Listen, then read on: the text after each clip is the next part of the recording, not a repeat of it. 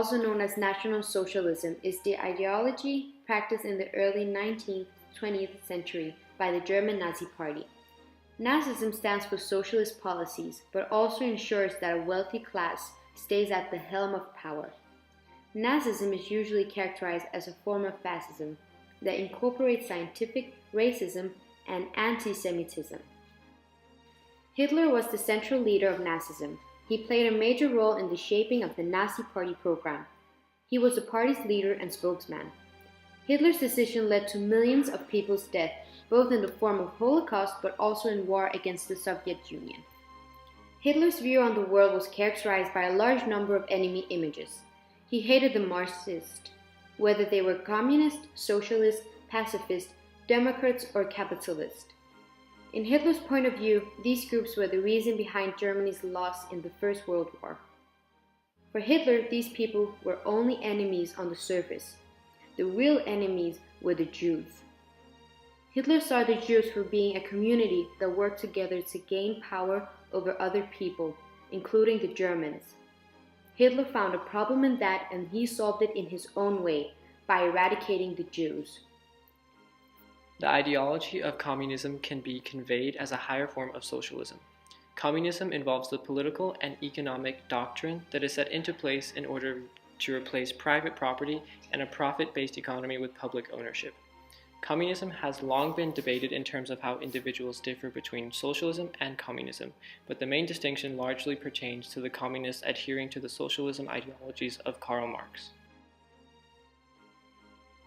Karl Marx was born on May 5, 1818, and ended up specializing with becoming a German philosopher, economist, sociologist, journalist, and revolutionary socialist. His collective theories, known as Marxism, state that human societies develop throughout a class struggle or conflict between ruling classes, and these theories are derived from society, economics, and politics. Many intellectuals, political parties, and labor unions worldwide have been influenced by Marx's work, and have been modifying or adapting his ideas into their morals. Marx has been portrayed and described as one of the most influential individuals in human history for his work, and it has been both applauded and criticized. His work has been since influenced subsequent intellectual, economic, and political history. Hermann Müller, a social democrat who had been Reich Chancellor between 1928 and March 1930, tried to make a speech in the Reichstag on October 17, 1930. But he was constantly interrupted in a very aggressive manner by both communists and Nazis. Even the Moscow newspaper Pravda commented favorably on the Nazi outburst in parliament, saying that the behavior of the National Socialists was much more proletarian than the behavior of the Social Democrats. After the economic crisis in 1929, both extremist parties would make significant gains in subsequent elections, whereas the moderate Social Democratic and centrist parties would be losing ground all the time. Nazis and communists equally blamed the capitalist system and Wall Street. The Nazis blamed Jewish bankers and industrialists who they claimed to be a part of a secret world government. In 1933, Stalin was concerned about the brutal suppression of the German Communist Party, but he was more interested in maintaining good relations with the Nazi Germany. Hitler too was not immediately interested in dramatic foreign policy changes that would provoke hostile Soviet reactions. Stalin made precisely the same mistake as the German communists. He deeply underestimated Hitler. But there is another interesting aspect which deserves attention. This is the aspect of the totalitarian mind. The ideologies of Nazis and communists differed vastly, but what they did have in common was their diabolical and totalitarian nature. There is a psychological mechanism that somehow draws followers from completely contradictory ideologies and movements together in a common struggle against freedom and democracy, indeed against the West. There were many clashes between Nazis and communists during the years of the Weimar Republic for the economic crisis and rising unemployment. To portray them only as allies in a war against freedom is a gross simplification. After Hitler became Reich Chancellor in 1933, he quickly set out to persecute the communists.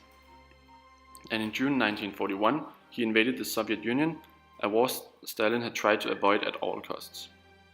But it cannot be denied that the communists and Nazis occasionally formed alliances against those whom they denounced as common enemies against democracy. They were using the mechanism of parliamentary elections to obtain the majority with a view to abolishing freedom and democracy. Therefore, the basic reason for the declined interest for communism and National Socialism is due to the fact that complete equality is hard to obtain in a society. Furthermore, the superpowers are also the ones to influence the mainstream ideologies, which in today's world has been decided by the United States of America. After the Second World War, the world was basically split up into two major blocks. You had west of Berlin, which was the capitalistic bloc, and then there was east for Berlin, which was the communistic bloc. However, the tension between the two major ideologies at that time formally contracted after the fall of the Berlin Wall in 1989. This essentially meant that the once great communistic Soviet Union had lost all of its power. As a result of this, the way was paved for the US to become the sole superpower, thus making the capitalistic system more widely spread and the norm. This was the exact same thing that had happened just after World War II with the defeat of Nazi Germany. Before discussing the reasons for this, we'd like to define capitalism first. Basically, under capitalism, individuals own and control land, capital, and production of industry. Individuals are free to purchase and own their own homes, cars, furniture, and other goods such as TV, radios, computers, boats, or anything else you might want. You have total freedom to live where you want and what type of job field you want to pursue. If you have an idea for a new business or invention, you are free to pursue this without government interference. Under this system, you have the maximum number of choices in life. This is the pursuit of happiness from the Declaration of Independence.